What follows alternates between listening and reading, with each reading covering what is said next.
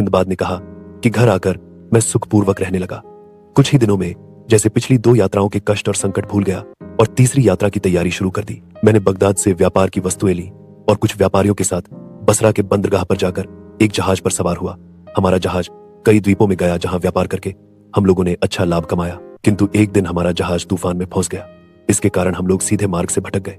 अंत में एक द्वीप के पास जाकर जहाज ने लंगर डाल दिया और पाल खोल डाले। कप्तान ने ध्यान देकर द्वीप को देखा, फिर उसकी आंखों में आंसू बहने लगे। हमने इसका कारण पूछा तो उसने कहा, अब हम लोगों का भगवान ही रक्षक है, क्योंकि इस द्वीप के समीप ही जंगली लोगों के द्वीप हैं। उन जंगली लोगों के शरीर पर हरे हरे बाल होते हैं। इन जंगली लोगों से भटके हुए जहाजियों पर बड़े बड़े संकट आए हैं। वे हम लोगों से आकार में छोटे हैं, किंतु हम उनके आगे विवश हैं। यदि उनमें से एक भी हमारे हाथ से मारा जाए तो वे जंगली लोग हमें चींटियों की तरह चारों ओर से घेर लेंगे और हमारा सफाया कर देंगे। हम सब लोग इस बात को सुनकर बहुत घबराए, किंतु कर ही क्या सकते थे। कुछ देर में जैसा कप्तान ने कहा था वैसा ही हुआ।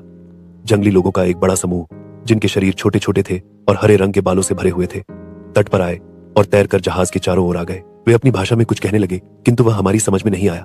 वे बंदरों की तरह आसानी से जहाज पर चढ़ आए। उन्होंने पालों को लपेट दिया और लंगर की रस्सी काटकर जहाज को किनारे पर खींच लाए। उन्होंने हमें जहाज से उतार लिया और घसीटते हुए अपने द्वीप में ले गए। उस द्वीप के निकट कोई जहाज उनके डर से नहीं आता था, किंतु हमारी तो मौत ही हमें घसीट लाई थी। उन्होंने हमें एक घर के अंदर बंद कर दिया। हमने देखा कि आंगन में मनुष्यों की हड्डियों का एक ढेर जमा है और बहुत सी मोटी लोहे की छड़ें रखी हैं। हम यह देखकर भय के कारण अचेत हो गए। बहुत देर के बाद हमें होश आया तो हम अपनी दशा को विचार कर रोने लगे।